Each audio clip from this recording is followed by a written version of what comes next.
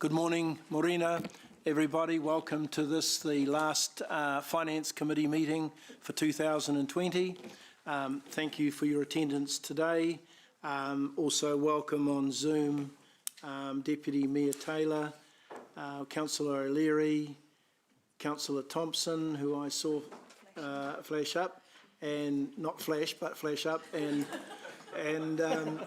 Councillor Wilson. I have apologies from Councillor Kesh and also from Councillor Bunting. Depending on what you're doing between 1 and 2, I may have to be absent on council business, official council business, so if that could be noted. Thank you, thank you, Councillor Martin. Any other apologies? All right, the meeting is now confirmation of the agenda. And we have the agenda on the run sheet. I will move the agenda. Sorry. Yep. I could just note that the date at the top seems to be the 6th of October. Oh, yes, and thank you for that. Should that not be today's? Yes, it should. Most certainly should be, unless we're in a time warp somewhere. And with that change, I'm happy to thank you. second. Thank you. Thank you, Councillor Maxine. So I have a mover and a seconder. Those supporting the confirmation of the agenda, if you could say aye, please. Aye. Aye. Against? Carried. Declaration of interests. No declaration of interest. Public forum. No, we have no one in the public forum today. Okay, so item 5 is the confirmation of the minutes. I will move that the minutes are a true and correct record. Thank you, Councillor Ewan. I noticed that there was a staff action in the minutes, and that's under item 7. And so we'll ask in the capital portfolio monitoring report for feedback on where that information is, where that table is now in that report. But apart from that, if there are no further matters arising from the minutes, I'll put the confirmation to the vote. Those in favour, please say aye. Aye. Against? Carried. Thank you. Okay, item 6 is the Chair's report and the last Chair's report for 2020. I don't propose to read it or speak to it. I'll take it as read. Happy to take any questions or any comments. Councillor Martin? Yes. And obviously, certainly endorse your fulsome praise of your Deputy Chair and your GMs and the whole team, and that's nice, and obviously that's a given. Obviously, take this opportunity to do that, because doing a fantastic job. Just on the district plan and the issue of the national policy statements, obviously I assume you're highlighting that is going to be a major part of our spend for the LTP. And I always want to say, as we move towards good planning and high density, there's a consequence of that if you're taking a question and a comment rolled into one, and that's around enforcing that district plan. So, you know, we've got an emerging issue of high density, so you get a consent for flats, apartments, and then suddenly it becomes into a glorified bed sit, and there's some huge traffic issues. And I was just in Manning Street the other day. I'm not saying there's bed sits down there, but I think there's a heap of stuff, if I can say to you, Mr. Chair and GM, that rolls out of this one. There's you know what I'm trying to say. There's a lot of. It's not just what's in the scheme. It's a whole lot of ongoing effects and doing that right. And just through the Chair, obviously, we're going to be looking at you and others and our GM and staff just to ensure that we have a realistic budget for all of this stuff. Yes, well, I can respond. If Blair wants to respond first. For the long-term plan discussions next week, the budget that is proposed reflects that which was discussed at the workshops with Council. So that is a budget that is comprehensive to cover those matters, including the national policy statement and how that's reflected in the district plan. So certainly the staff have prepared a budget that covers all the feedback and matters that have been raised with Council, including the government requirements. Yes, and obviously through that, even and I'm not wanting to draw a long bow, but obviously the forthcoming boundaries review with Waipa, Waikato in terms of, the totality of our land availability. And just through the chair, really looking forward that I suspect we're going to have to really drill down on this stuff to make sure that we've realistically funded this. And if I can just add to the Councillor Martin's comments, certainly the discussion I've had to date with Luke O'Dwyer is that there will be some significant challenges, and I think you've highlighted a small portion of those, but there will be some significant challenges in terms of integrating the NPS on urban development into either a changed or a new district plan, depending on the pathway that we go. Thank you. Thank you. Question from Councillor McPherson. Oh, one of those questions rolled into a statement. I've been learning. Another one. No, my dear colleague Councillor Martin sparked my thoughts with his comment about boundary changes in Waipa District Council, and I'm just wondering if I could take this opportunity to ask through you of the General Manager why the Waipa boundary discussions have been called off for the second time this year. Because, and I'm asking that in this context because if there are any costs that might arise from them that need to be put in the LTP, I have a concern the meeting that was due to be held in a short time from now has been called off, and I'm personally aware of at least 5 significant developments being proposed for the Waipa district area immediately abutting our boundary.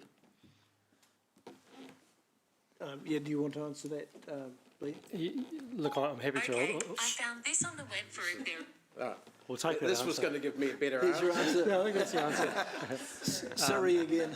Look, I think I don't really want to dive into growth matters and bits and pieces of the Finance Committee, but it's fair to say that the meetings with Waipa are continuing at executive level, but staff resources have been focused on the long-term plan, and so we just haven't had a chance to prepare sufficiently for a governance discussion. However, in terms of the long-term plan and budget matters, those matters can be canvassed at the long-term plan next week in terms of budget provision, Councillor. So could I ask that they, in advance of the LTP, that they be pointed out to me as a member of our delegation on that committee who wasn't consulted about the meeting being called off, and I'm not aware of where they sit in the LTP? Yes. Thanks. Thank you, Councillor McPherson. I've got a question from Mayor Paula. Thank you, Chair Rob. I'm just on that start with, Dave. Waipa got a bit snowed under, and that's why that meeting, we just couldn't all come through councils together. But it's a conversation we're still having. You're quite right, we've still got to have it, even if it's indicating things that are further back in the LTP. So, subject to your comments, I'll find time to give Alan a ring and see in the next day or so, or today if I get a moment, to ask him where it's sitting at with his council. Because, there's a willingness to look at that boundary change. It's all a matter of transition and timing, isn't it? So we haven't gone backwards in that respect. I guess we just haven't got to the point where we know what year we're talking about and the detail of it. But I won't let the conversation go cold and see if we can get some greater view before we the draft LTP goes out to public, and then we'll be in a better position. No, is that okay? Talking about which we haven't started the discussions yet. Pardon? It was Waipa that I The was other thing talking I wanted to comment about. about. It was Waipa, not Waikato. That's right. Those conversations are still helpful, but you're right. What we haven't got is a definitive position for the LTP at this point in time. But those both councils are being helpful. We've just got to start working through some of the detail, as I understand it, Claire, and some of the timing and transition. But anyway, moving on from that one, what I wanted to also talk about today was the comment in your chair's report around the NPS urban development.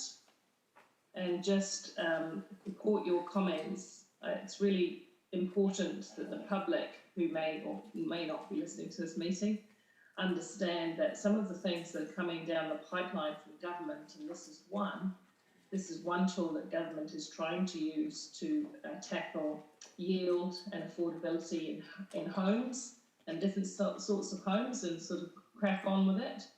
But it does come with really huge consequential costs and workload for the ratepayer. And I just want to say that as often as possible so people aren't taken by surprise that we have to do a bigger, bolder review of our district plan than we may have otherwise done so quickly.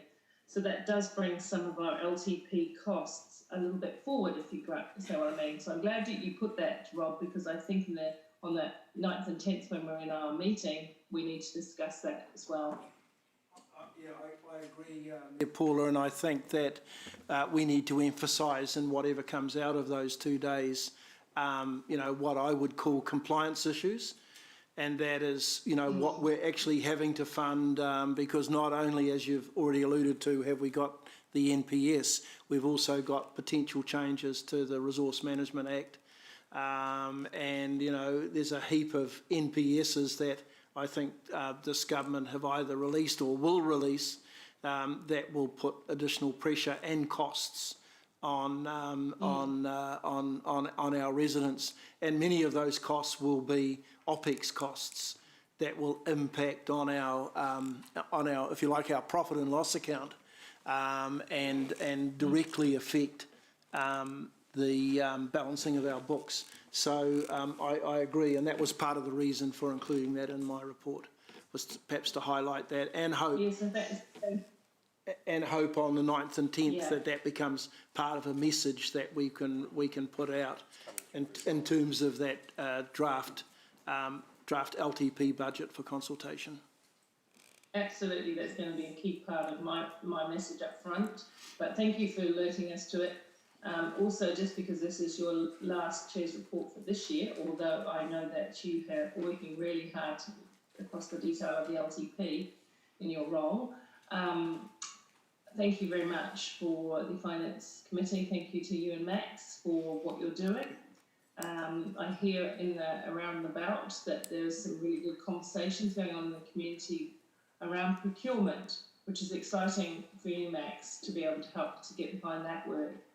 And Rob, look, you've been a really excellent financial chair this year, keeping us really on point around the numbers. So just want to put that on record because it's your last one before Christmas, isn't it?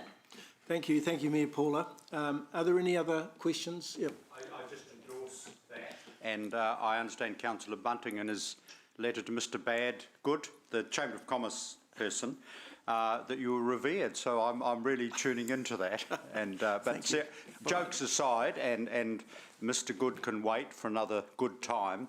I will just emphasise that I thank you. For example, even yesterday in the hearings on a traffic matter, you were reminding us of a need also to have that sort of concurrent tally when we do the regulation stuff of the actual cost and impost. So yeah, well done. Thank you, and thanks for those comments. So with that, I'll move my. Chair, if I could just add something to the comments about the chamber. I was talking with Don this morning, and he made it clear, or the written piece did not, that in no way was he referring to Hamilton City Council, and he thinks, in fact, as a council, we're doing a very good job. So those comments were more broadly at other people, but he admits that that's not exactly how it came across. So I'll be talking with him some further about some productive and constructive ways. I'll probably take my own with me to that we can work together across the business sector. I suspect as old English people will be a little bit distressed, and a little bit of tuition and good language will be Okay. in order. So if there's no further comments and fewer questions, I will move that my report be received. Do I have a thank you, Councillor Ryan? I have a second. Is there any debate on the report? No. Okay. Those in favour, please raise your hand. Against?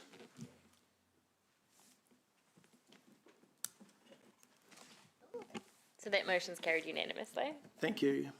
Okay, so we move on to the first of our trilogy of reports that we have at the Finance meeting, and the first one is the Capital Portfolio Monitoring Report, and Ian Anderson will present that, and Chris is also here as a prompt for any technical questions. If we could perhaps just focus on the financial aspects of the Capital Monitoring Report. Not that I want to delay or defer any discussion, but it is easy to morph into some of the areas of discussion that are quite rightly belong to either of the two infrastructure committee meetings. So here, if we could focus on the financial aspects, that would be great. Thank you. Thank you, Ian. Thank you, Rob, and good morning, councillors. As Councillor Rob said, I'm here to present the Capital Portfolio Monitoring Report for the 4 months ended 31st of October 2020. I do have some talking points. I'd like to cover those, and then we're more than happy to take any questions. And as Rob said, General Manager Allen is sitting to my right and he can help me out. The first thing I would like to just point out, just a little bit of something unusual, is we have included within this report a recommendation or a request for a increase in an approved contract sum for the Rotokauri Transport Hub. The reason we've chosen to bring it through this report is simply one of timing convenience. If we were waiting until one of the other committees, we would have been waiting until February next year. So we've simply brought it through this report requesting that approval. Now, the detail and the reasons and rationale for that request are contained within the body of the report through sections 38 through 54, and I'm sure Chris is able to talk to that if required. The point I will make, however, is that it is simply a request to I'll start that again in English, to increase the approved contract sum rather than requesting a budget increase. There is sufficient funding within the budget suite we have for this project and the associated revenue streams to cover this increased cost. So really it is just a procedural matter around the approved contract sum. In terms of the body of the report, as I said, this is a 4-month result. After the 4 months of the year, we have spent $66.7 million against a revised annual budget of $290.3. That's tracking reasonable against our budget expectations after 4 months. And I point out that as we've just entered the summer period yesterday, this is our busy construction period starting late November, December and through into the early part of next year. So you will see a significant uplift and a significant increase in expenditure as those big construction projects are undertaken during the dry summer months. As the revised budget I stated was 290.3, and I'd like at this stage just to refer you to a new attachment we've included within the report, attachment 3. It's a tabular statement, and I'll just cover basically what it's intending to take you as the reader through is tracking you through how we start with an LTP Year 3 budget, how we then move through approved changes and deferrals to a published annual plan capital program for the 2021 year. And if you're looking at that in front of you, you'll see that's the green column about in the middle of the table. And that was the annual plan budget we published through the annual plan process. And then as you move across to the right-hand side, you'll see that then we'll then track the changes that we are making you aware of this financial year, which is changes through deferrals, or projects where approved projects we're bringing forward, approved changes and any savings, ultimately arriving at the far right-hand column, which is what we're telling you is the current proposed revised budget at 290.1. What I will say is got raised at the last meeting in October, and I was talking some numbers, and I think Councillor Wilson at that point had challenged me on one of the numbers, particularly around the deferrals, and I committed to come back to the committee at this meeting with this level of detail. So that's what it is. What I would like to do going forward is retain this level of detail, but I do want to spin it round. At the moment, it's been presented in the annual plan format, i.e. in the 12 activities. I would like to spin it round going forward and present it at the 8 program categories so that there's far greater alignment, but spin it round for the next. But this gives you that granularity and shows you the changes we're making through the budget, through the capital program. As we've said, the 8 program sheets are contained as per normal, and doing so, what we do with these is we highlight the main projects, and the ones we then the feature there is we do highlight those ones we consider to have risks attached to them. Those risks generally fall into 2 categories. It's either we believe there's a timing risk in delivery or there's a budget risk, and we have highlighted those in amber in this case, or orange. And within the body of the report, starting section 25, we've just covered a short summary of what we believe the risk is. So certainly it's an awareness issue for council. I'd like to talk just briefly about work in progress. Total as at the end of 31st October, now sitting at 308.5 million. Yes, that's a large number, but I do want to stress that 90% of that is genuine WIP, i.e. it is actually capital expenditure that has not yet come into service, so it's quite valid to sit in that category. The area that we do focus on is on the 10%, which is the assets that are now in service or in use and should be depreciating, and those are the ones that are getting current staff focus, and we're working towards getting those reduced, and they will certainly be down to acceptable levels by end of the financial year. And the other one was, just to be clear, I also mentioned vested assets in there. At the moment, vested assets are the assets that the council receives through the subdivisional process. You'll see, if you were to note, from the October report through to the November report, there was a significant reduction in the WIP, or the vested WIP on that as staff work through those. I do want to point out it is quite an elaborate process to take an asset and to actually capitalise it, because we must break it down into its appropriate component level, and equally then take it through the necessary asset management systems before it actually arrives in the fixed asset register and starts to depreciate. So it is quite a complex process, and staff are working through that. I would like to just, good news story, the water stimulus funding that has now been signed off. Council have now invoiced and received the first instalment for that. That's $8.7 million. It arrived in our bank account on Tuesday of this week, which is good for our cash flow. I do want to stress, though, that while that's a good news story at the moment, because that's just arrived in, it has not yet been modelled through the financial strategy graphs that you will see when Tracy presents the financial strategy modelling. So that will be picked up and reflected in the report February next year. It will be a positive impact, though. Okay, I just want to make you aware of that.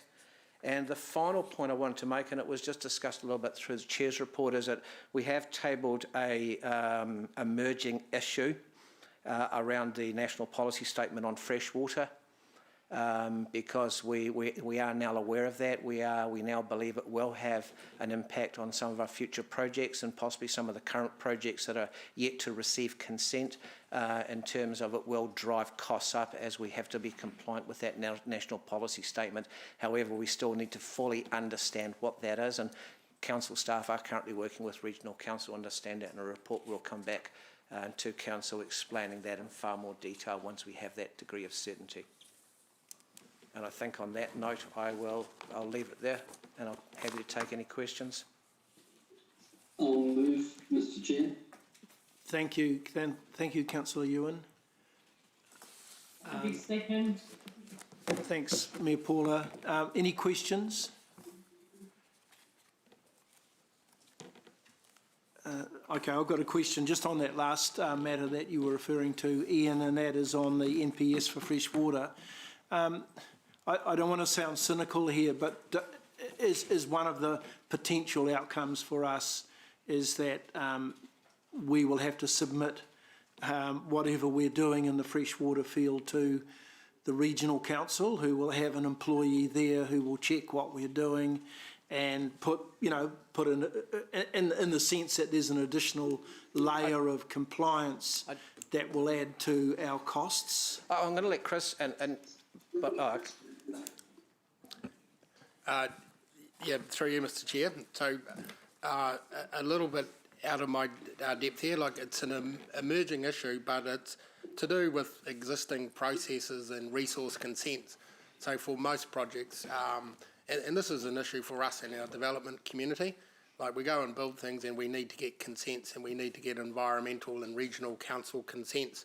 So the new NPS for fresh water, it's introduced a sort of higher threshold, and there's some wording in there that's new and needs some interpretation. So it depends how regional council is going to interpret that in terms of how high the bar shifts.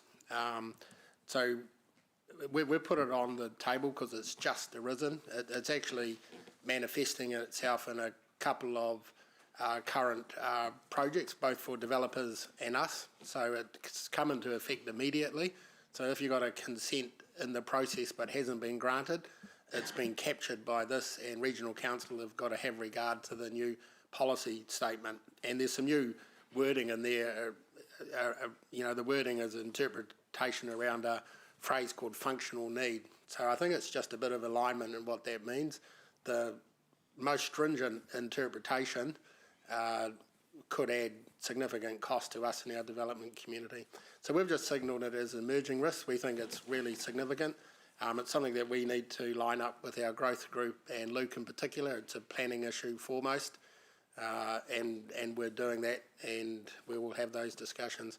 Look, I have heard from my team that Waikato Regional Council are quite pragmatic in their interpretation of some of these policies, so I'm hoping that that's the case, but we just need to explore that. So is there a connection in this with the new water regulator, who we were introduced to? I was at the water conference a couple of weeks ago, and Councillor Angela and staff were attending, you know, the latter part of the conference, where we now have a national water regulator. I know that some of the functions might be different, but you know, is this a duplication in terms of what the water regulator might otherwise be doing too? No, look, I think at a simple level, what you're probably talking about is drinking water there. So this is really about our environment and stormwater, and how stormwater from our developments gets into the awa, and how we treat it. So the issue is around you know, farm drains and etc., and all the feeders into the river, and how they're to be treated. You know, with a view that the most extreme view is that you can't go and disrupt those farm drains anymore, and can't relocate them and can't pipe them. So that's the extreme view. So the issue you're talking about drinking water. This is really more about stormwater and rivers.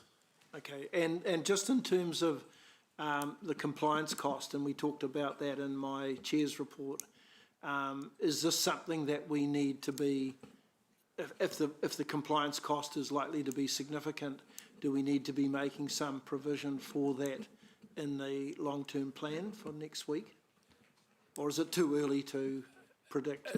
It's probably too early to predict, but you know, this could be to the extent of having impact on yield in particular, and cost and compliance costs, probably more for our development community. So I think this is an issue, I think, that we need to work together with the development community and regional council on just a good practical interpretation of the policy statement, which has come from government, and we're here working together to try and interpret it. So it could be significant in terms of yield and cost, if it's interpreted really strictly. Thanks, and I think Blair's got something to add. Look, I think you've largely answered the questions, but I think this is just part of that wider conversation around compliance costs and costs in the system in terms of the areas that we as council operate in, which are part of that wider challenge of delivering all the outcomes and working in an all-of-government sense to collectively deliver the outcomes that we want. So we as council are wanting to achieve certain things. These national policy statements, some of them may conflict with other directions or policy statements, which ultimately drive cost and time from into the processes. So it's something that we are very aware of, and as Chris has said, it's how we work with our other colleagues, both in government and in local government, to collectively drive towards their own outcomes, to minimise those additional costs that otherwise will occur. Thank you. Councillor Dave. I was just in relation to your question, and Ian, and Chris's comments about the regional council interpretation of the latest NPS. Chris was putting a much nicer spin on it than some of the stuff that I heard from a developer 2 days ago, a major developer in the city, which they are saying that their development has some significant risks, and I was hearing that they might also apply to our project in this, that in other words, that in the way that the regional council was interpreting the wording in the NPS. So I'm hearing something different now from Chris, that it's not so bad. That's a change just over 2 days. So has something happened to change your opinion, Chris, in the last 2 days of how much of a risk to or increased costs and delays that might cause us in some of our developments? No, I still think this is a significant risk. So, look, I was with Councillor Dave when we had a conversation with a developer who painted one view. Since then, I've gone and talked to my team, and my comment was based on some consultants we use that work across different regional councils, and their comment was that other regional councils, one north of here, is interpreting it, have a habit of interpreting it a lot harder than our regional council here, and our regional council can tend to be more pragmatic. So I'm just putting a balanced view there, Councillor Dave, but no, I'm not suggesting that the risk is lowered. It's still a very high risk that we need to get to, I think, with the collaboration of our development community to look at it. I think our development community is looking for us to take a lead, to work with them and regional council to try and understand this quickly. So it's bad, but it could be worse if we were in Auckland. Look, I think it's an emerging issue, and we just need to treat it seriously and work closely with regional council on it. Thanks. Thank you. And I've got a question now from Councillor Margaret and then Mayor Paula. Thank you, Chair. Just a simple question, really. I see point 48 and point 49 that the cost overruns that for the Rotorua project have been at our instruction. But I'd just like to know how many cost overruns or increases to contract sums have we had over the last, I don't know, whatever time frame suits you, 12 months?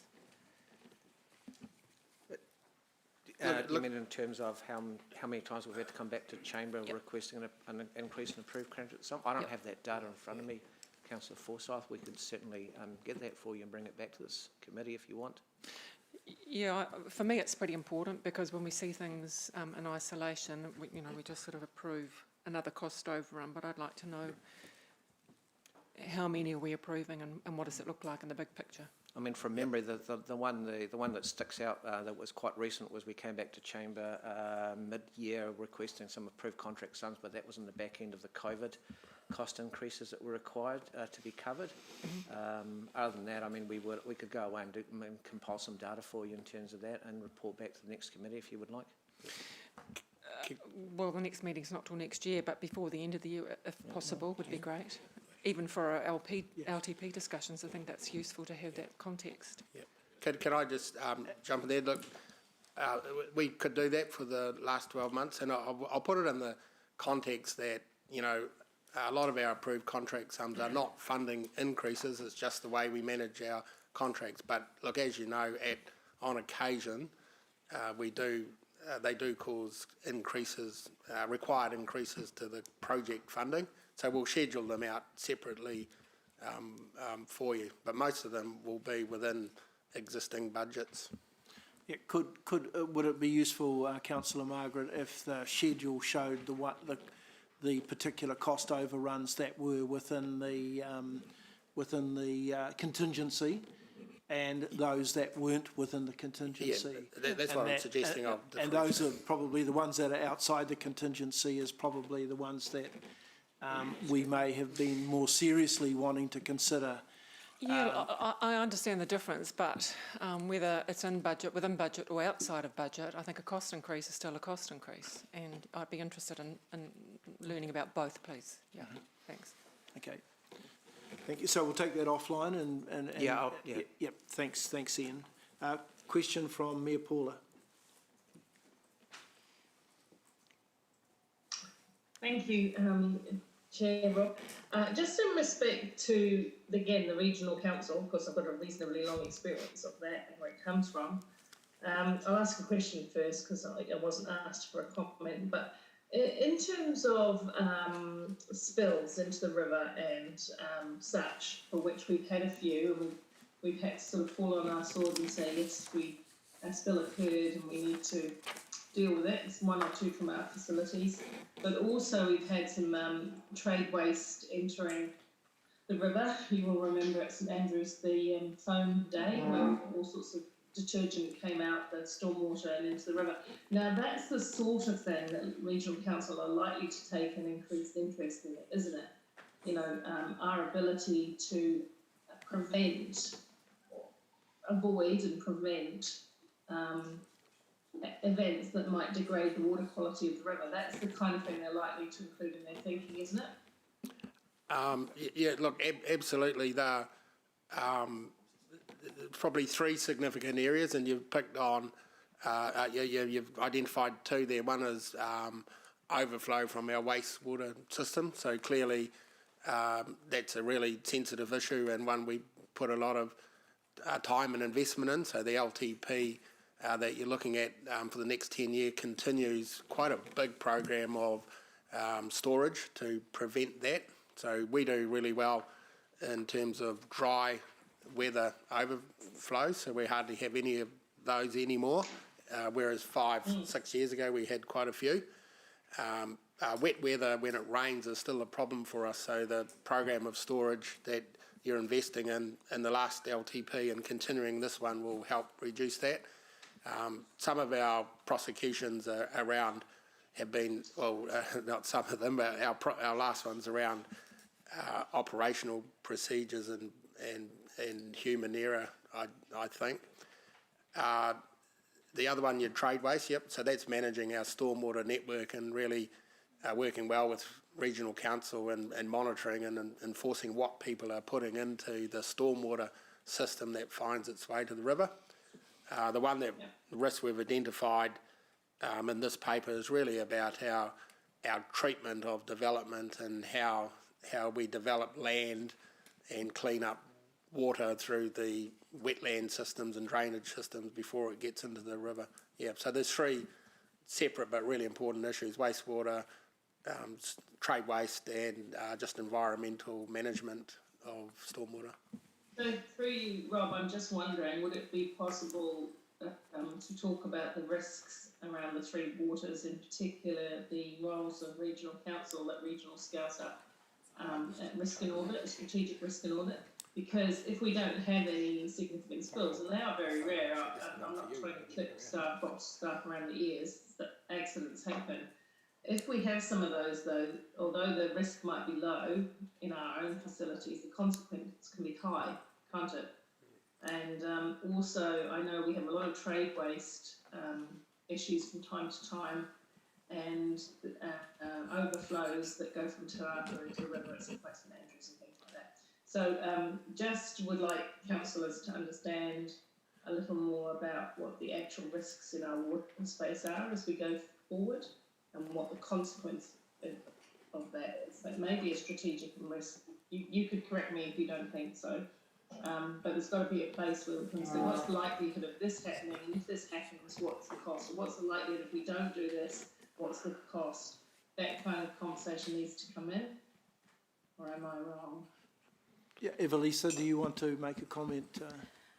So yes, if I can through the chair, you're absolutely correct. There is, the cost can be significant post-event, and so that's where we try and manage reactive maintenance or planned maintenance to prevent an event occurring in an incident, because we've been through a couple of processes where the cost not only in resources but the focus and but also the incident on the awa is important to us.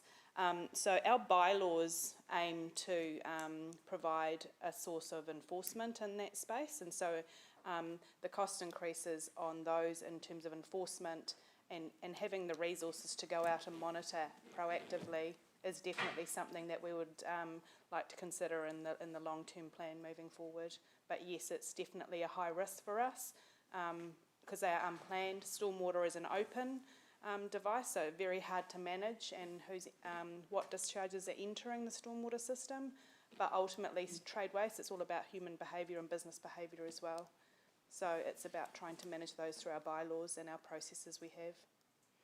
Yeah, and I understand that in some countries where they're a little bit further ahead than we are in New Zealand as a whole, and this is just not about Hamilton, it's for the whole of New Zealand, around stormwater, there might be things like greater requirements to filter outlets and other stuff like that, stormwater, like off-roads to reduce heavy metals, and that may well be part of the future thinking. Yes, correct. Thank you. Sorry, it was a question. Okay, all right. All right, thank you, Chairman. Thank you. I don't seem to have any further questions on the board. So Councillor Ewan has moved. Mayor Paula has seconded the staff recommendation. I'll just find out what page that was on now. Page 13. Is there any debate?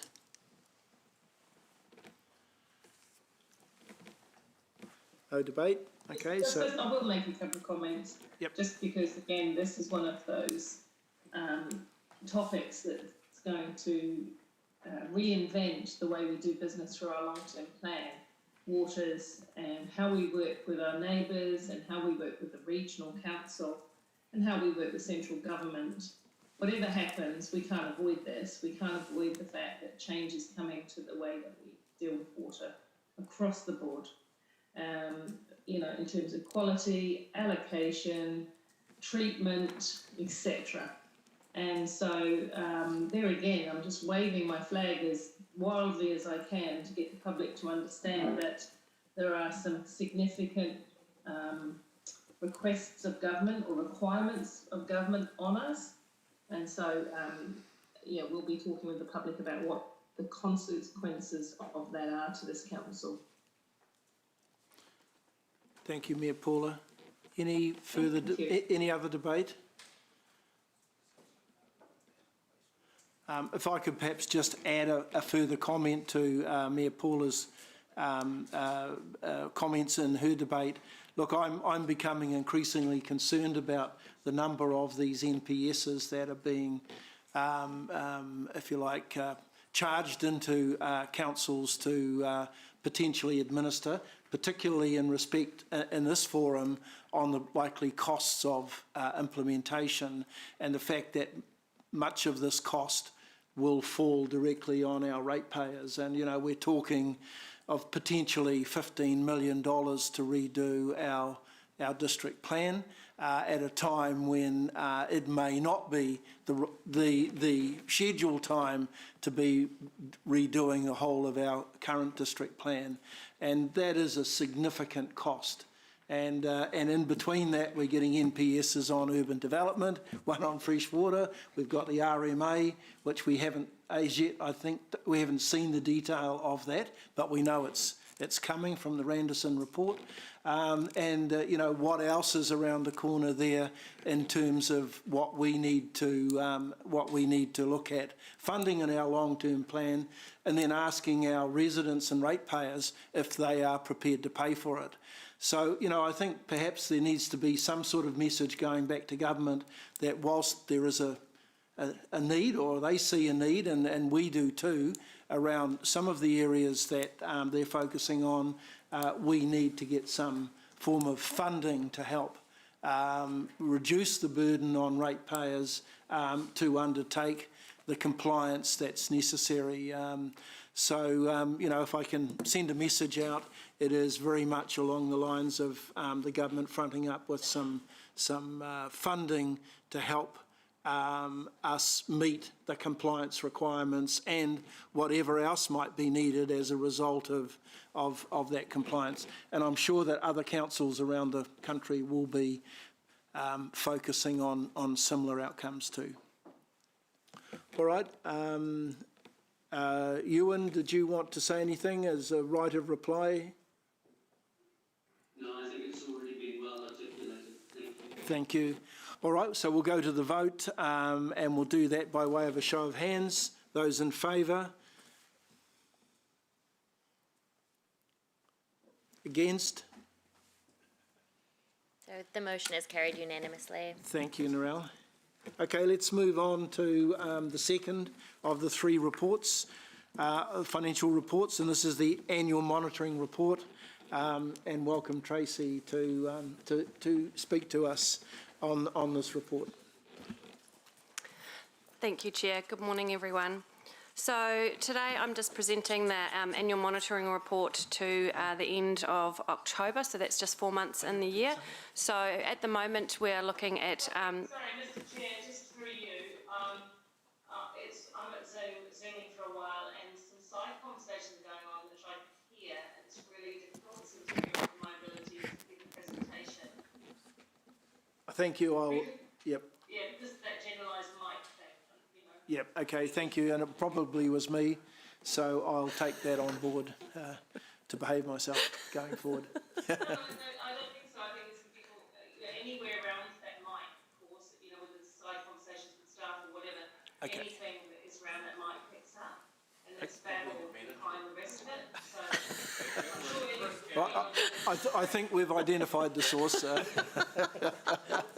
Okay, thank you for that, Mayor Paula. Tracy.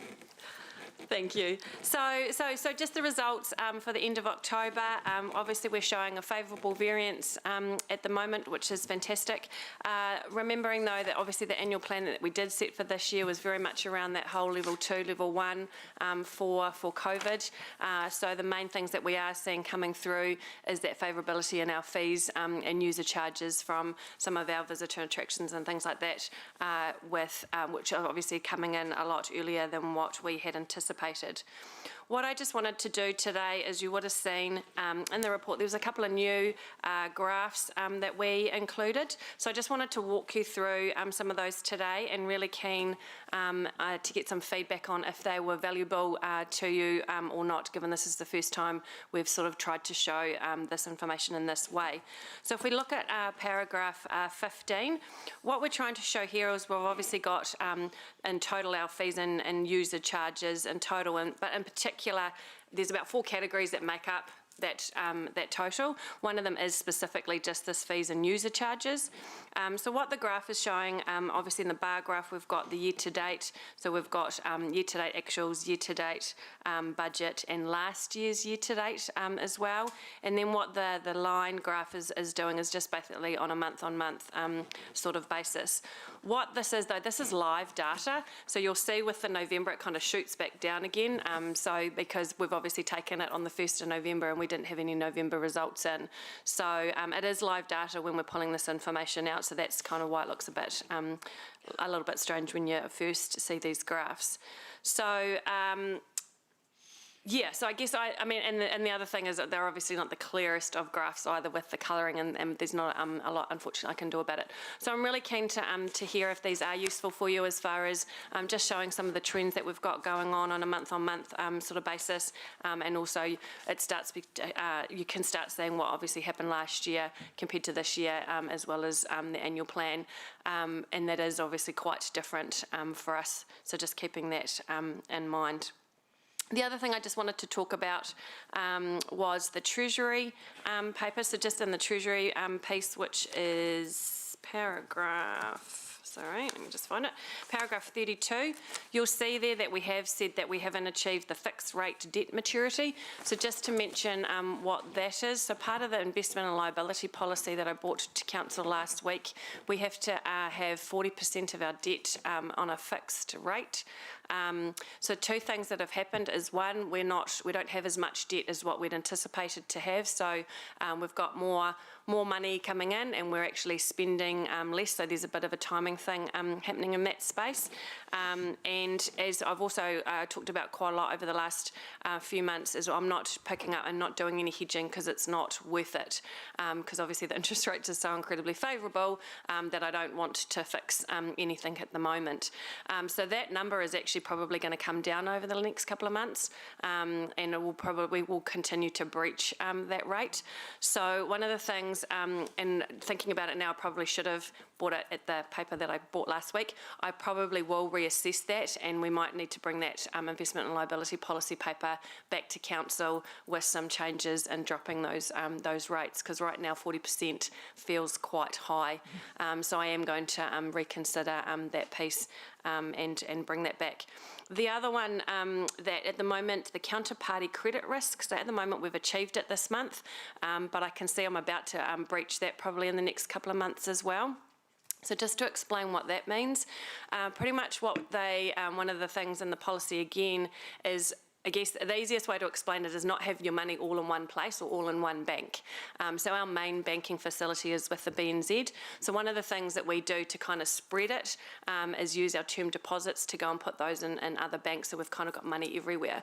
Now again, doing a term deposit right now isn't a favourable thing and isn't a good thing to do.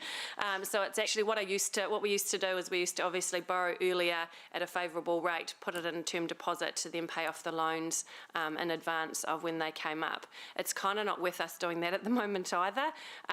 So we're pretty much just going to spend the money that we've got rather than obviously having it sitting there in those term deposits. What that does, however, it just means that everything is now going to be sitting in the majority with BNZ. So that maximum credit party risk will potentially be breached as well. So again, that's probably something else that I will have a think about over the next couple of months and potentially bring back and change again at that investment and liability policy.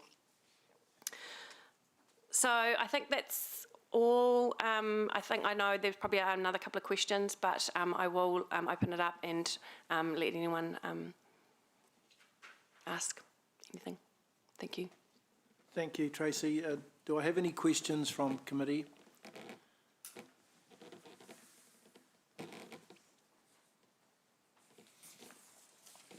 I was going to ask, and allow some time for some questions that might come in, and that was paragraph 17 on the subsidies and grants on the Rotokauri ride, parking ride. Oh, sure, yes. Could you just explain that to us and what impact it might have on our financial statements between now and when the train service actually starts? Sure. So thank you for reminding me that was something I was supposed to talk about today. So the Rotokauri Park and Ride, that is a project that we're obviously doing with and on behalf of Kiwi Rail. So what we're doing at the moment is, you'll see coming through the financial statements, is we obviously get the revenue for that and we offset that with the expenses, and we're doing that through Kiwi Rail. What we've just determined is actually that's not the correct way of accounting for that. Sorry, Paul.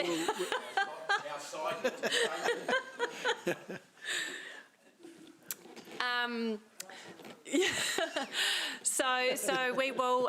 So in the next report that we bring to council, both the expenses and the revenue for that particular project, which by the way nets off to zero, will be pulled out of the accounts. So one of the things we pretty much should be taking that from a technical perspective through the balance sheet, because at the end of the day we're not owning those assets and we're just basically doing it on behalf of. So that was a bit of a learning lesson for us, and you heard Ian mention this morning we've got more money coming in.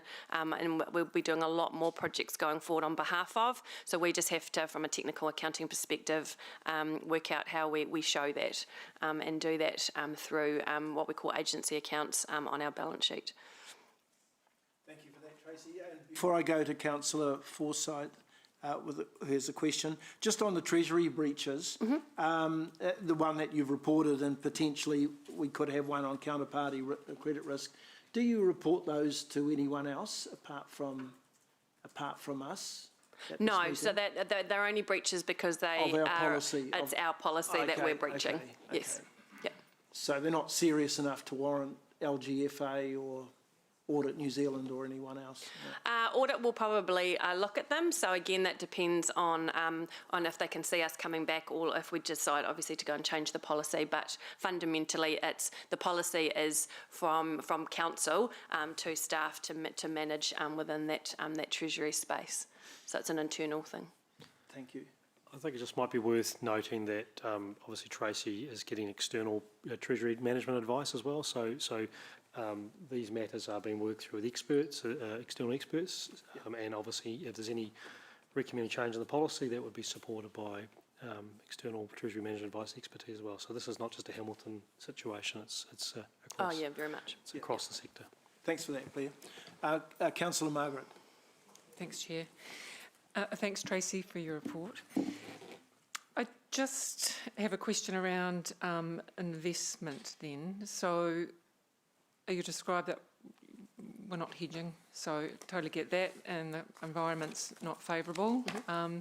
So what are our investment options then going forward if we're not going to be getting the usual gains from term deposits or hedging? So basically the option is to use the cash that we've got. Right. So rather than having anything just sitting there, it's pretty much spend it. Just spend it? Just spend it. No, don't say that in this forum, please.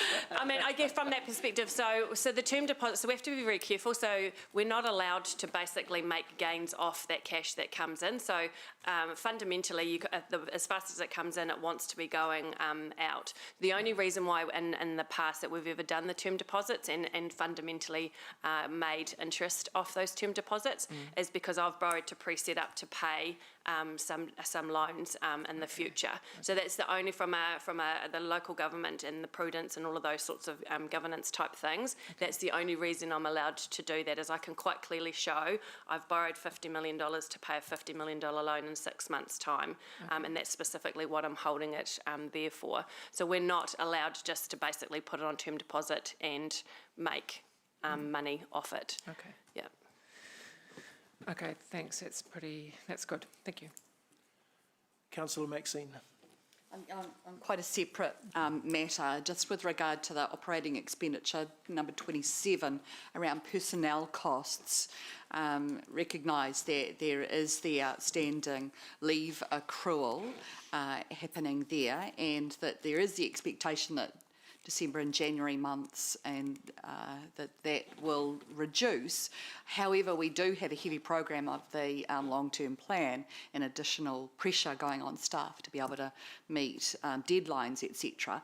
Can you just give us a bit of an understanding about how you might be able to manage those tensions and with regard certainly to that risk?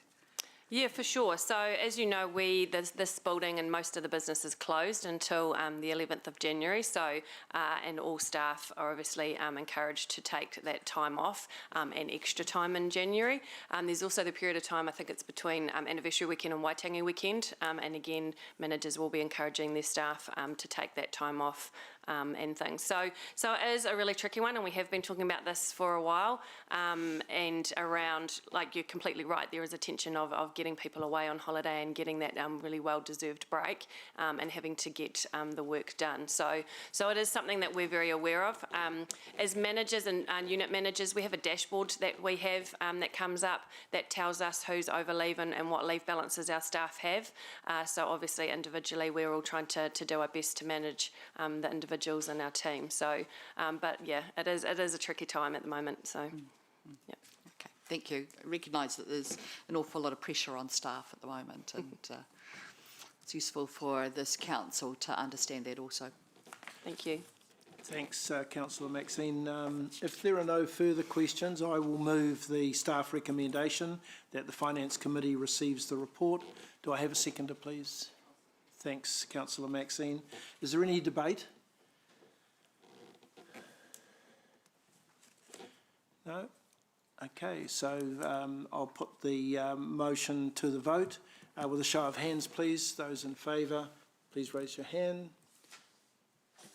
Those against? The motion is carried unanimously. Thank you. All right, now to the last of the three reports, and get my iPad going again. The Financial Strategy Monitoring Report, which is item 9 on page 69. Tracy, again, welcome back. So just a couple of changes. Hopefully this was a little bit easier to read this time, being quite specific and referencing to the other two reports from the staff recommendation. And we also changed in attachment 1, the table, just hopefully to make that a little bit clearer, as well as what decisions had been made in prior financial years, and obviously what we were monitoring in this financial year as well. The only other piece that we included in here that Council will be interested in is you'll see on paragraph 30, we've written a piece in here on recent Council decisions. So again, just letting you know around some pieces of work that we are obviously talking about all of the time, but just wanting to make that really clear that that piece of work is coming up and money coming in then that space as well. So other than that, if anyone's got any questions.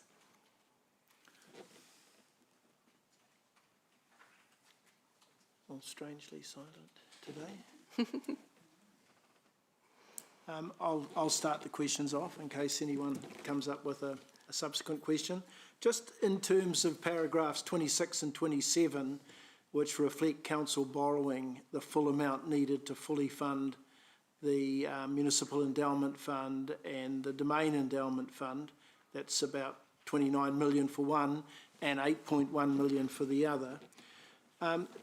And I have asked this question before, but now that I see it in the chart, if existing assets owned by council, which have already been purchased and funded by debt, are moved into either of those funds, would the borrowing needed be less, and the graphs would need to be adjusted to reflect lower borrowing? Is that making sense? Can you just say that again? Yeah, like if I use an example, if we, for example, decided this building, for example, could be a municipal endowment fund asset. Yes. Okay, and we went through the process of doing what we have to do if it was an asset. Would that mean we would not need to borrow as much as the $29 million? Yeah. So therefore, those graphs showing the borrowing, which is inclusive of that fund, would in fact result in us not borrowing that money, and the graphs would in fact be lower. Okay. That's correct. The only just the other corroboree for that is you would be required, the council would be required to make a commercial return on the building as well. And that was why I prefaced it by the fact that we would have to follow all the standard rules.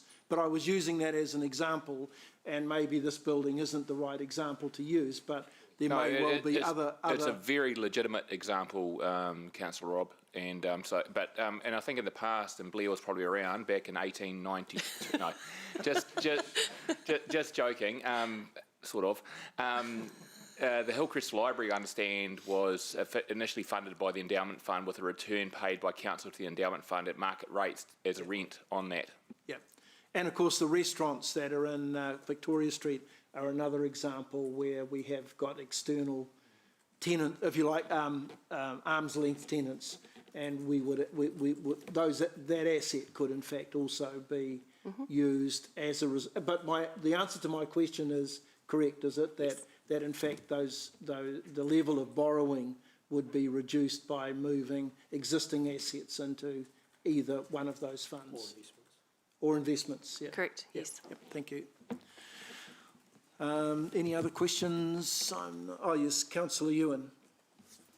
Yeah, thanks, Chair Rob. Look, you've raised a good point. But can I ask the Chief Executive, obviously, Mr. Chief Executive, if we chose to go down the route that Chair Rob has suggested, in your professional opinion, would that reduce our ability to be agile in the sense that if we wanted to do a new innovative project, we probably would need cash? So strapping the endowment fund assets that we couldn't necessarily move quickly, and in fact would be limited in some ways. Would that be the best option for us, or would it be a mixture of both? I think there's a degree of leading in that question. I'm going to answer it this way: is firstly, you're correct. If you put money into this building, it reduces your opportunity to invest in others. So that's absolutely a tick. But it all comes down to what you're trying to achieve. If you're trying to achieve commercial returns and the opportunity to invest in the market may well be a better way of doing it. If you want to develop opportunities and use that money, as you suggested, and more agile to develop potentially a hotel or something to that ilk, sucking up cash into a building that's not a hotel wouldn't necessarily align with that strategy either. So having a pot of money available does give you that flexibility to pursue more commercially orientated ventures without being led. Thank you. I do apologise if I was leading the witness. Yes. Thank you, Councillor Ewan. Any further questions? Okay, there being no further questions, let's move to the staff recommendation, which I will move, which is items 2 and 3, paragraphs 2 and 3 in the report. Do I have a seconder, please? Thank you, Councillor Ryan. Is there any debate? There is no debate. Okay, we'll use a show of hands again. Those in favour, please raise your hand.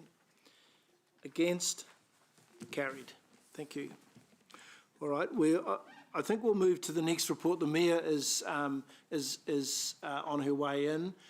We wanted to have, before morning tea, just a short briefing on progress on the LTP. So let's move on to the next item, which is item 10, the non-financial service. I believe the Mayor will be here about 11 o'clock. So let's... Absolutely important. Everyone can be for this. That would apply to all elected members, obviously. To the discussion. Yeah, just being in the room. I'm not being discourteous to her worship, but I just want to make sure that we all elected members have equality. Yeah, and the ones on Zoom will be able to hear. Absolutely. But I do realise you need to be in the room if she's in transit. Respect that. Thank you. Thank you. All right. So welcome, Julie and Katie. We're on to your report. Good morning, Chair Pascoe and councillors. This is a report that you're used to seeing. This is our first report for this financial year on our non-financial performance measures. So it's covering the first quarter, which goes from July to September. This year, of course, we have been impacted by COVID, and there are a number of measures that we will not be meeting. 5 that we've identified so far. These are not recoverable, so we will get to the end of the year and not have met these measures. They are GDP, a measure that we have, the ease of business measure, our visitation to the H3 venues. That is improving, but we don't think it's going to meet the target that we set. And then there's 2 measures around our rubbish and recycling area, and we won't meet those targets simply because of the large number of questions we've had and the rollout of that new service. Happy to take questions. Thank you, Julie. Thanks, Katie. Questions, please.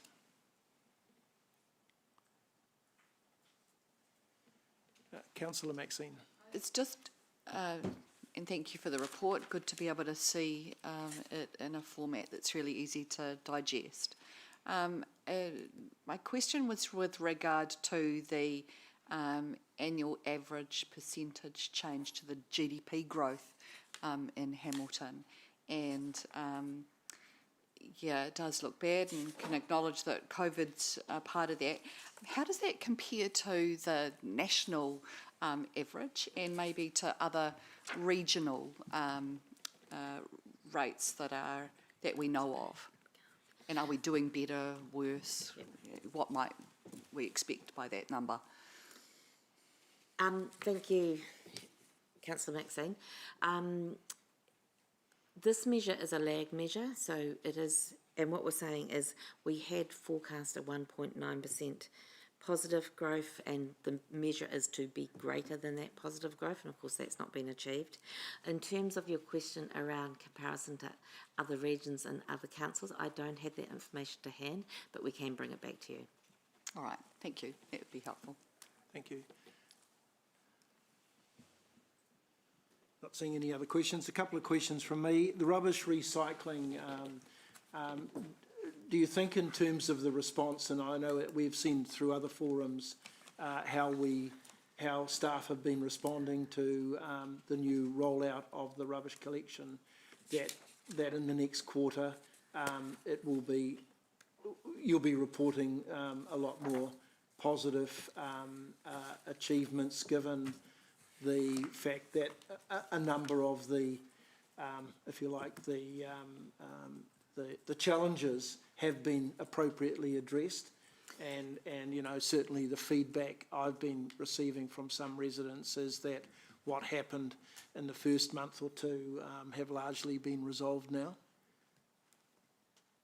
In response, yes. So we're working really hard with EnviroWaste as our new contractor to ensure now, following the 31st of August when the service was implemented, we've worked through the teething issues, I hope, and that we can actually start seeing the gains of this service change in both redirection of recycling from landfill, but also, the landfill volumes reducing. So there is a, due to the delay of 2 months and the number of inquiries, that may impact some of our customer service performance measures noted in this report, but hopefully the diversion rates will improve for us. Okay, thank you. And if I could just add to that, to support Eva-Lisa, I think that our normal response for the next quarter will be that we meet the target. So the target for one of these measures is there are 0 weeks when we receive more than 20 complaints, because we have had weeks during the rollout period where we have received more than 20 complaints. We've had 5 weeks where we had more than 20 complaints. We can't undo that for the first quarter. Do you want to make a comment on that? Question on the same. Yes, yep. I had Mr. Down. I am a bit dubious about it, a measure being related to the number of complaints you received in this particular area, because if the issue is the delay in answering calls, people think, oh, I'll just give up, I won't bother, or I'll do it another time, or I'll do it on my way home from work in person, things like that. So I'm wondering whether and I've seen these studies being done with other organisations, whether there's another measure that should be looked at, ask for your comment on that, and that is the length of time of wait on the phone, because I think that's a truer record than the one of the people who bothered to do complaints. I mean, if your rubbish hasn't been picked up, you're more likely to complain than if you were trying to ring someone in council and couldn't get through the switchboard, you know, because they're different categories of things. You're not trying to get your rubbish picked up so you can do it again, whereas the rubbish needs to go that day, or otherwise the dogs will get it.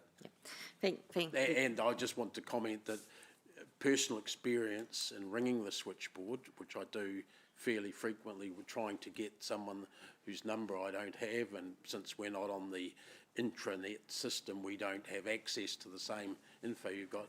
It reminds me in the last year and a half or so of when I have to ring either Spark or Vodafone, or any of those other, or any bank.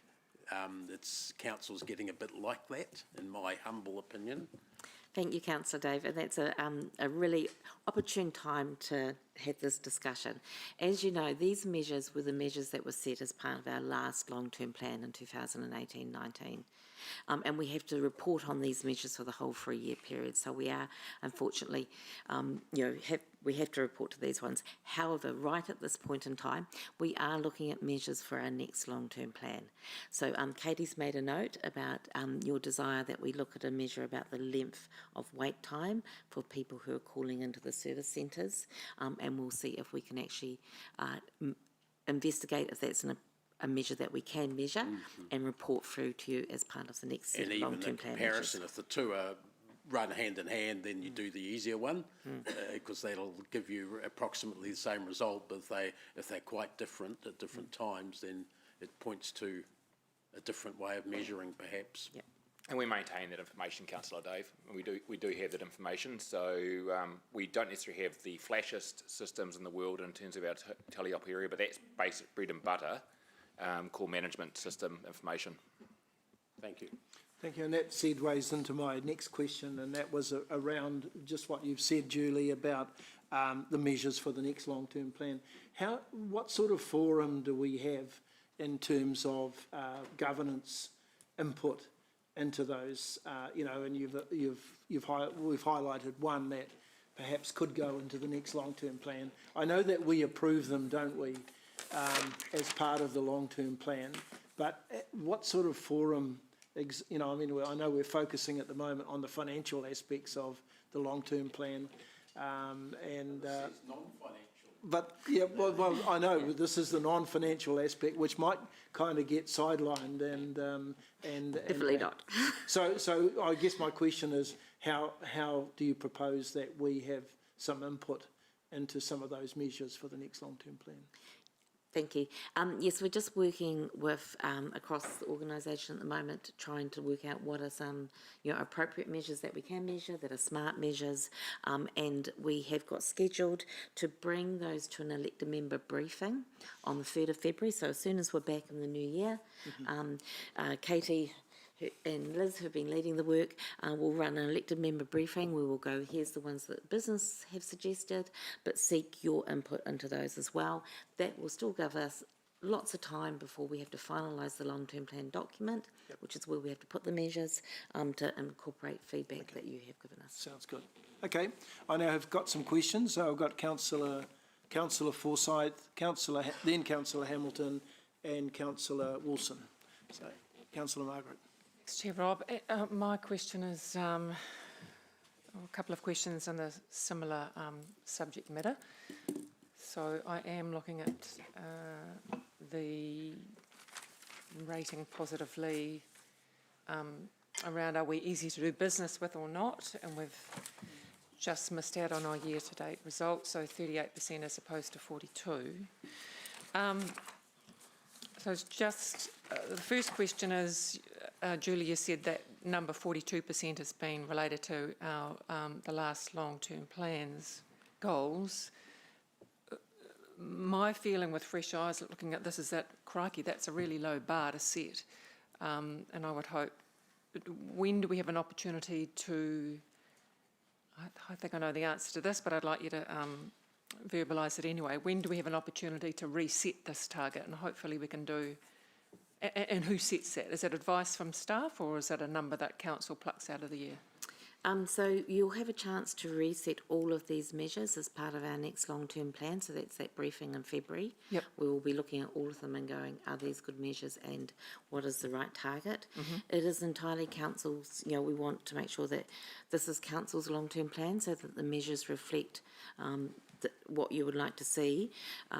The focus of the measures is about being able to explain to our community the level of service that we are committed to delivering to them. So the measures need to try and reflect that level of service that we are giving to the community. So definitely February is the time to have input into these.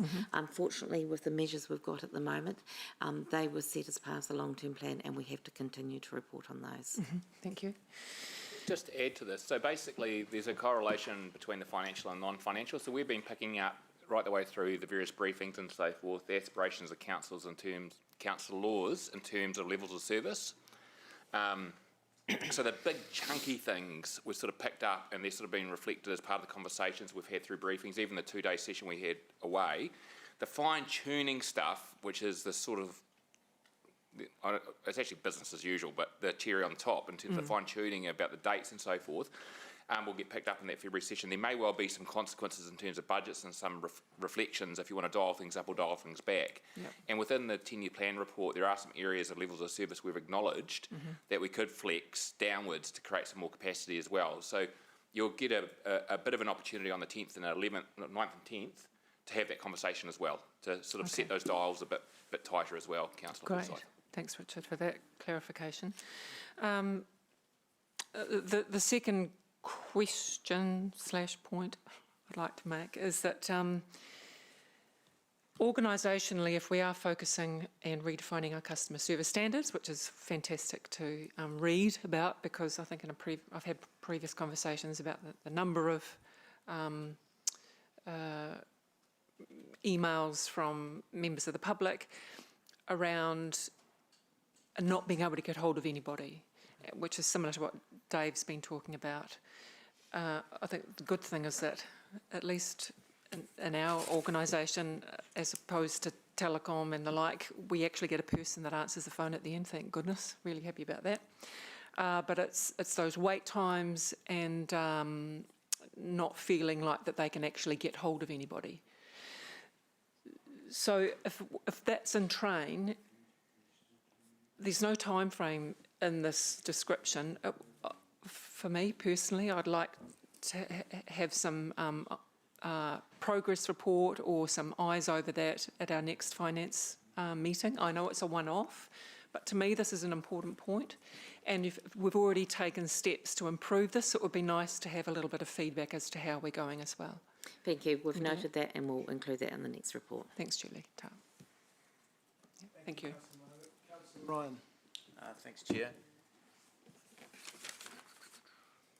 I just note on page 95, in that performance measure on planning and development, it talks about 3.7 years of capacity for residential land zoned and supplied.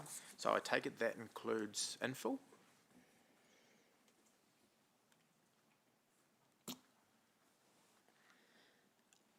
I can't quite answer that for you at this point, but we can commit to coming back to you. I just want to be really clear that we give you the right answer. So if Thanks. No, if we could come back to you with that. Jen's away and Richard just walked out. So yeah. Okay, because following on from that question, on the next page, because it mentions in anticipation of a slowing of residential development because of COVID. And then on the next page, it talks about us granting the same level of consents as last year, and residential growth has continued to climb back towards pre-COVID levels. 100 was it the busiest quarter since electronic records started in 2005, and 178 titles were issued in September, which is the highest since July 2019. So I'm just wondering if that statistic that references a slowing of residential development is congruent with the rest of the document? That is a really good question, and we did ask this question as well. My understanding, and Julie might want to jump in if you want to clarify this, is that when we were looking at the end of the quarter, so we're talking about a quarter that ended in September, the advice we had at that point from the economists was they were still expecting to see possibly a slowdown in November. So hence that wording in the report. We have most probably gone past that point now and have not seen that. But I think it's a really good point, and we will make sure we clarify that in the next report. Thanks. Councillor Ewan. Thanks, Chair Rob. Look, my concern is trying to see if we can't have a better way of measuring whether or not our service level is appropriate for animal control on the weekend. I'm getting a lot of feedback from people getting very frustrated, being told that if it's not an absolute dog attack or a dog emergency, that people have to wait the weekend to get a response from staff. Where could we try to measure that? I mean, I guess I just get a couple of calls in the last month or so on that point. Is there some way we could measure our performance on that? Thank you, Councillor Ewan. Again, this is one where we would staff have already flagged this as a potential measure that will come back as part of that 3rd of February workshop. And Katie, we can confirm to you outside of this meeting, but we think that information is already being currently collected, though it's not being reported through as an LTP measure, so that's why it doesn't appear in this report. But what we can do is confirm that, and if that information is available, we can include it in the commentary in our next quarter's report. All right, thank you. Thank you. Councillor Dave. Thanks. A question that follows Ryan's actually on page, I can't even see what page that is, hang on, 95, on the planning and development, relating to the commercial or business zone land availability, and there's a no result declared. I applied the blind Freddy test to that, which says that there should be a red, well and truly, given the other reports and information that staff have given to us in recent times. So one question is,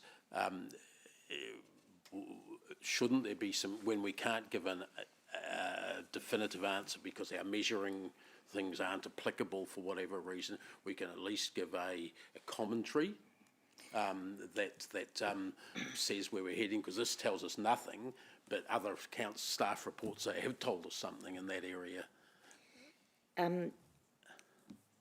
Thank you, Councillor Dave. So we do expect to have that information in December. So in this report, but that's not my question. I know you want to know if we could include a better commentary that would incorporate other information if it's been received to council. We can definitely do that, and we will note that and do that for the next report. So I think where there's nothing, we need to know perhaps why, but certainly the best guess that we can get. Secondly, in respect, and that one raises an important commentary, and it may apply also to residential. Under the future-proof agreements that we've got, the issue isn't whether we have land, the important issue isn't whether we have land in the city or not, it's whether we have land for commercial development in the sub-region.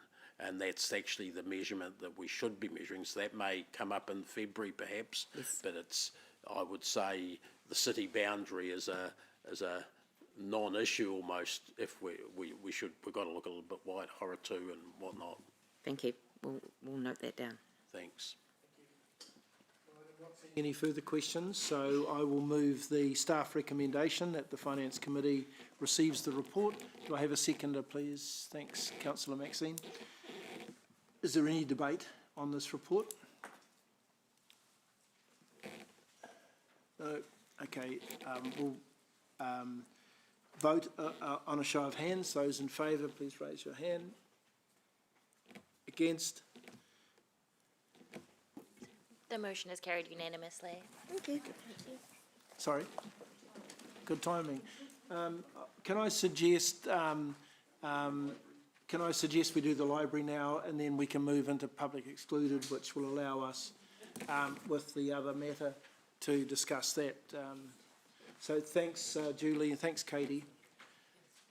So welcome to Stephen.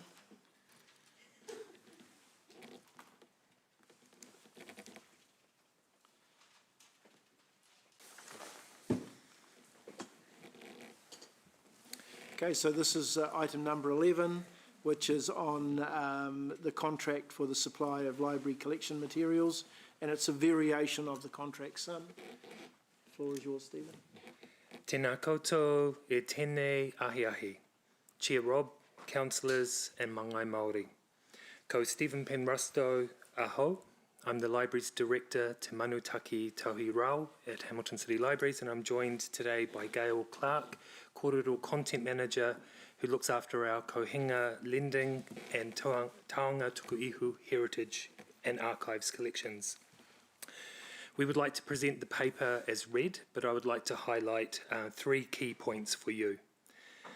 Most importantly, I can confirm that this expenditure is budgeted for in the 10-year plan.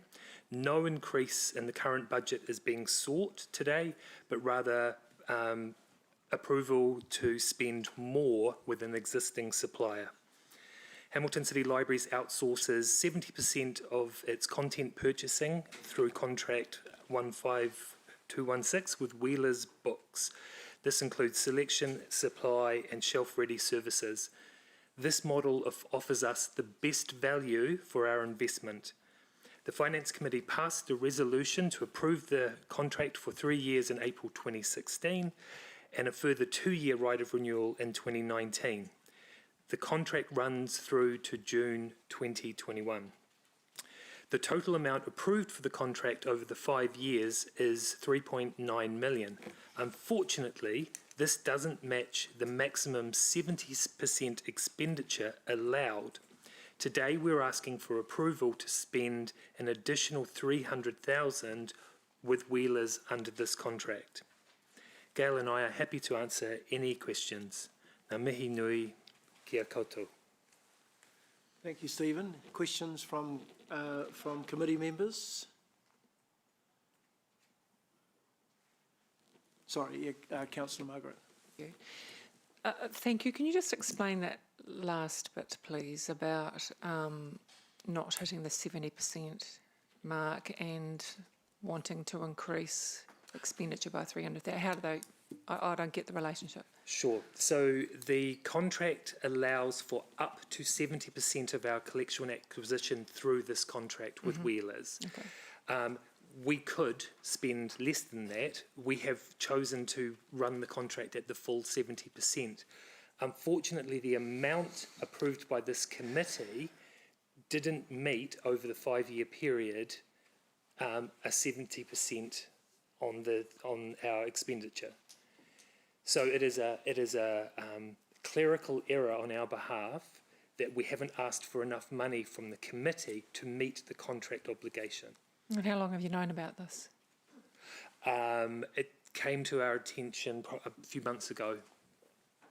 So what are you currently spending then, that percentage? What are you currently meeting then? If you're allowed to go to 70%? So it's on the total amount. So we are spending 70% of our collection purchases through Wheelers. Right. But the contract has a total amount of 3.9, and we are going to hit that maximum before we end the financial year. So you could spend, yeah, okay, right. You could spend less. We could buy cheaper books or something. Is the purchase, is this quantum, the extra 300, which is within budget, is that solely for books? Books and e-content. Can I just jump in there? Stephen needs to make it a little bit clearer.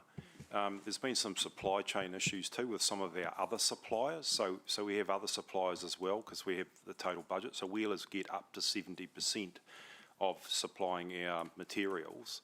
There's been some supply chain problems, so some of those other suppliers can't supply, so we're getting Wheelers to actually supply that. It's not affecting any local suppliers who generally come out of the other 30% of our budget. So really it's just to make sure that we get the books and other materials on our shelves available to our public in an expeditious manner and just being efficient around this. In previous years, the amount that was spent with Wheelers has sort of fluctuated a bit. It's never right up to the 70%, but we're having to go there because there's not a lot of suppliers in New Zealand for this type of thing. So we're just being prudent and flexible around how we actually make sure that our ratepayers get what they've actually their funding. So it's really a pragmatic way of making sure that we give the services and the new books and the new DVDs, etc., materials and e-books to our people. Thanks, Lance, for that added information. Just a couple more questions, if I may. Have you had an opportunity to make any savings within your operation?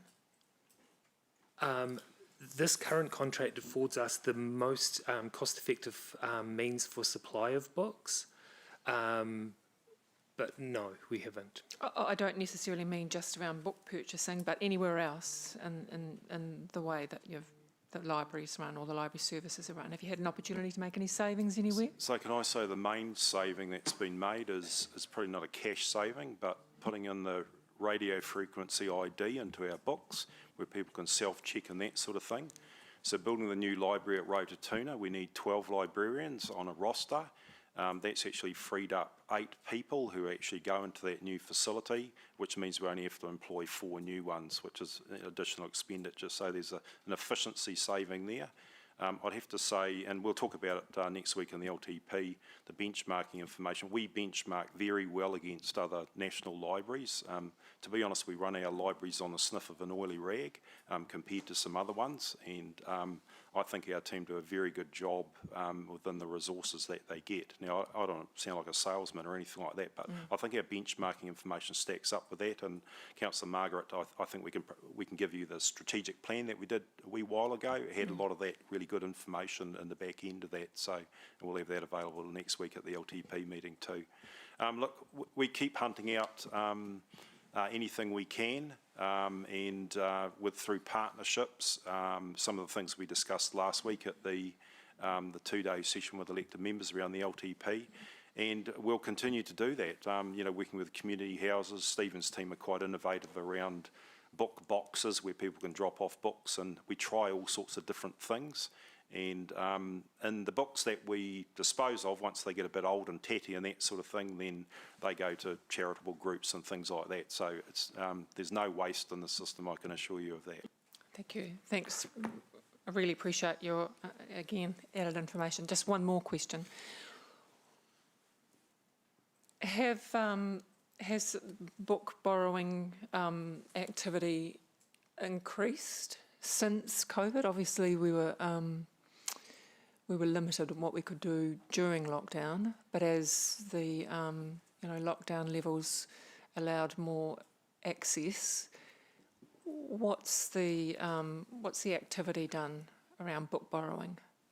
Did you want to talk to that? Yes. We have seen a slight decrease altogether, so that's 0.26% less, but we have seen quite a considerable increase in our e-issues, so they've gone up from 11% to 18%, though 82% of our issues are still physical collection, so it still is quite vital. But we think some of the decrease may come from some of our older citizens who are not so confident about coming into a public facility, and we hope with time that will increase again. And further to that, the 0.2% decrease is overall collection performance. All of our collection categories are performing better than last year, apart from large print, which is what leads us to believe that it's retirement villages and some of our older customers who are reluctant to return to the library. So we have a homebound service and other services that we're looking to promote to try and get the collection to the people rather than having the customers come to us. And you can do that within existing budgets? Yes. Great, thank you. Thanks. Councillor Margaret. Councillor Maxine. My question's possibly to Lance, really, with regard to the government COVID funding for libraries and whether that might be available in terms of being able to support our book purchasing, etc. I might get Stephen to answer that. I think we did apply for some COVID. Yes, so we have applied and we've been successful in getting 2 positions through it. It's not available for collection purchase. The intent of the fund was for post-COVID community support and relief, and each library was left to come up with their own interpretation of what that looked like. So we have created 2 roles which will be going out into the community to find out what the needs of the community are. Is it around job seeking, digital literacy? What does that look like? And then develop programming specifically to target that. That funding is available for a maximum of 2 years. It's probably reality will be 18 months of funded posts. Excellent, thank you. Thanks for that. Thanks for your work on that. Thanks, Councillor Maxine. Any further questions? Just one very quick question from me, which it might be slightly away from the report, but in terms of the LTP, are we keeping accurate records of library users from the Waikato District Council resident area, given that I suspect that our wish to look at how we build them going forward into the next LTP might be a review, an area subject to review? Yeah, good question. So when you sign up a membership, you give us your postcode, so we can drill down quite specifically, and that tells us who's in WDC. Also the type of membership. Currently the WDC customers who are eligible for a membership have a certain type of membership in our system. But yes, we have all of that data in our library management system. Okay, and that will be available for Dave's group when they... Absolutely. Yep. Yeah. Thank you for that. If I can just add to that, Chair, currently Stephen and his counterpart at Waikato are working through the update of the agreement between our two councils, and that will obviously just, through a matter of course, come back through the joint governance group we have. And I think all options have been explored, but ultimately it sits with Waikato District as to whether they wish to entertain a different arrangement as to what we have at the moment. But our starting position is we're very happy with how it's proceeding, but equally we're open to if they wish to go further. Yeah. Okay. Thank you. All right. We've got no further questions, so we are now at the point of the staff recommendation, which is on paragraph 3 on page 117. I will move. Thank you, Councillor Margaret. Is there any debate? No debate. Okay, so we'll progress this with a show of hands. Those in favour, please raise your hand. Against? The motion is carried unanimously. Thanks, Narelle. Kia ora. Okay, thank you, Stephen. Thanks, Gail. We've got to a point where we're ready to move into public excluded, and I will so move. Do I have a seconder? Thanks, Councillor Ryan. Those in favour, please say aye. Aye. Against? Carried.